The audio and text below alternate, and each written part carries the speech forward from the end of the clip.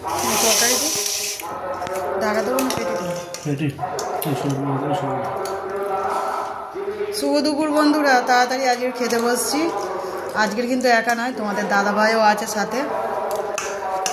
আমাদের দাদাভাইকে এখন ভাত বেড়ে খাওয়ানো হচ্ছে, সপ্তাহে একদিন বাড়ি থাকতো। তাড়াতাড়ি রান্না করে এখন খেতে বসেছি।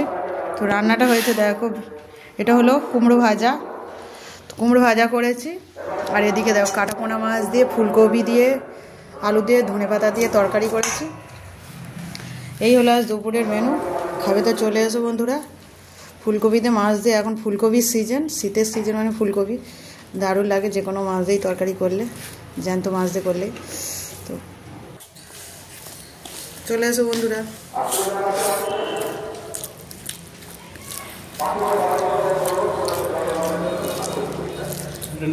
না আমি নেবো না, তুমি নিই না।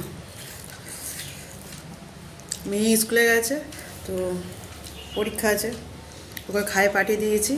তো এখন আমরা খেতে বসছি। আর আজকের একটু অনেকটাই তাড়াতাড়ি বসা হচ্ছে খেতে।